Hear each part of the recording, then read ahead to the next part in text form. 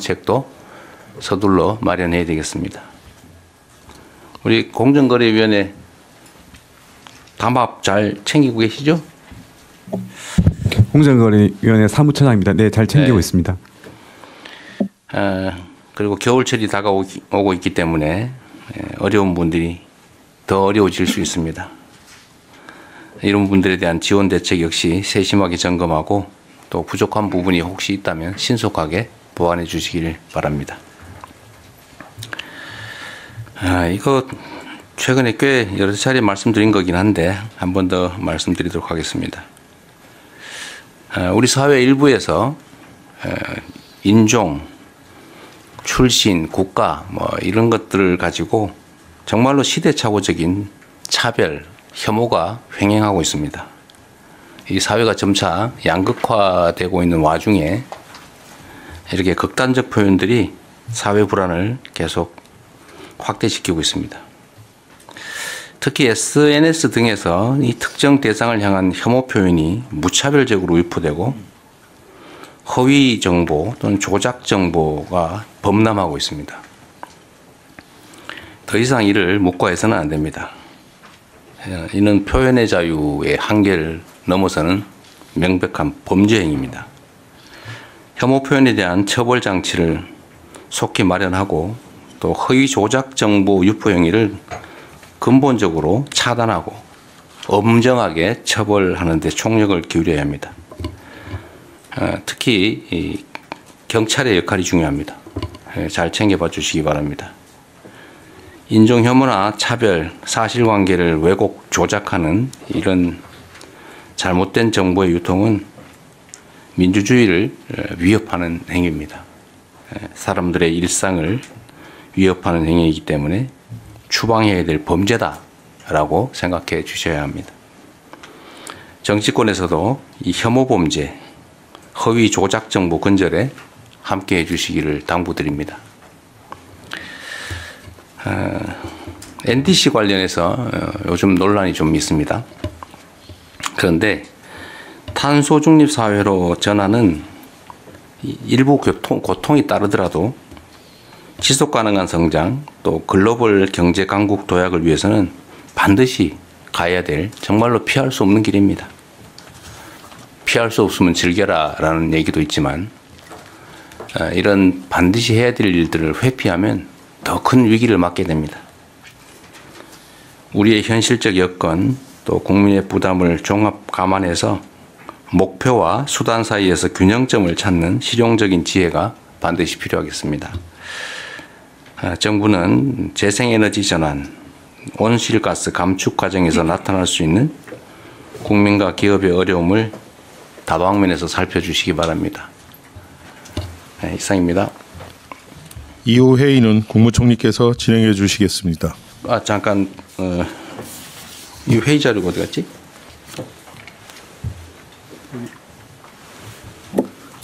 대통령님 자리에 지금 회의 자료가 없네요. 네, 오늘 회의 자료를 좀 보니까 부처 보고 안건이 있고 대통령령안에 대한 심의 내용이 있고 일반 안건들이 있는데 이 중에 보완이 필요한 사항이 아니면 의결은 비공개에서 하되 보완이 필요한 사항 아니면 공개로 토의하시는 게 어떻겠습니까? 네, 두 건을 지금 부처 보고 중에서는 두 건을 하기로 되어 있고 그 다음엔 비공개로 되어 있는데 그 뒷부분 굳이 그럴 필요 있나요? 잠깐 아마 그 내용을 부처 간에 협의한 것 같은데 그 사이에 한 번 더 협의를 듣겠습니다. 이 중에 네. 그 부처 보고한 건이 4건이 있거든요. 4건이 있고 체육단체 혁신 방안은 비공개하기로 했던 건가요? 거기하고 그 앞에 그 안표까지를 아마 비공개로 하기로 거기부터를 공개합니다. 평화기업계까지 공개. 그다음에 안표하고 체육단체 혁신 방안을 비공개로 하기로 되어 그렇게 조정을 지금 한 것 같은데요, 실무적으로. 그런데 가급적이면 국정이라고 하는 게 우리 국민들께서 다 이해관계가 있는 일인데 문체부는 이거 비공개로 해야 될 특별한 이유가 있어요? 공개하겠습니다. 그러니까 합시다. 그냥 하고 일반 안건은 NDC, 예비비, 협정안, 영예 수여안, 보고안 건 1건. 이것도 비공개해야 될 이유가 특별히 있습니까? 어떠세요? 사실 NDC는 비공개할 필요가 없죠. 기후 안건은 비공개할 이유가 없습니다. 네, 이건 그럼 공개해서 하고 예비비도 뭐 이게 왜 비공개? 사실 내용상으로는 비공개할 게 하나도 없습니다. 네, 협정안은 뭐 보완이 필요한 사항인가요? FTA 어디 외교부 예, 괜찮습니다. 괜찮아요? 네, 그렇습니다. 예. 그 가능하면 공개로 얘기해요. 그다음에 영예 수여안 이건 뭐 비공개해야 될 이유가 없는 것 같은데? 네, 그렇습니다. 기록물 평가 결과 보고 이거는요 행안부. 아 그래요? 그러면은 대통령령 안건 논의만 비공개라고 나머지는 그냥 다 공개 논의하시죠. 먼저 하고. 네, 그렇게 하겠습니다. 예, 그러면 제가 진행을 하겠습니다. 현안 토의와 보고가 있는데요. 제가 현안 토의하기 전에 한 가지만 좀 대통령 제안을 좀 먼저 드리고 시작을 해야 될 것 같습니다. 국무회의에서. 지금 우리 정부의 최우선 과제 중에 하나가 아시다시피 국민 주권과 민주주의의 확립입니다.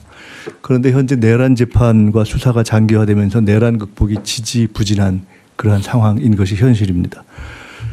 가령 경찰의 국회 출입 통제, 개헌 정당성 옹호 전문 발송 뭐 이런 것들이 정부 내부에서 내란에 동조한 행태들인데 이에 대해서 그간 국회 국정감사 언론 등을 통해서 문제제기가 계속돼 왔습니다.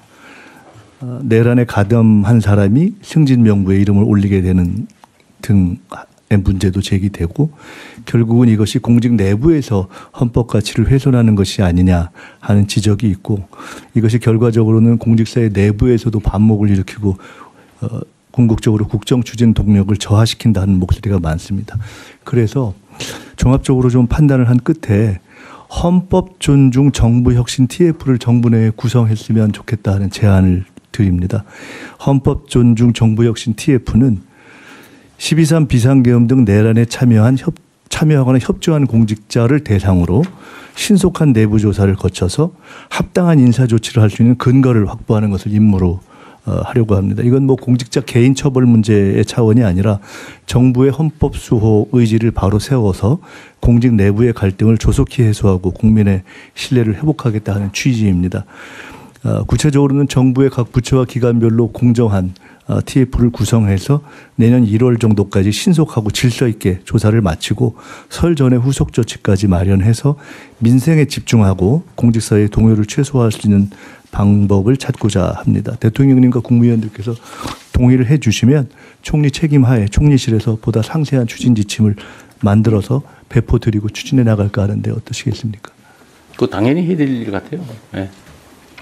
어쨌든 이게 내란에 관한 문제는 이제 특검에서 수사를 통해 형사처벌을 하고 있는 건데 내란에 관한 책임은 이제 관여 정도에 따라서 이제 형사처벌을 할 사안도 있겠고 또는 행정 책임을 물을 사안도 있고 또는 인사상 문책이나 또는 뭐 인사 조치를 할 정도의 낮은 수준도 있기 때문에 꼭 필요할 것 같습니다. 네. 네. 특검에 의존할 게 아니고 독자적으로 해야 될 일 같아요.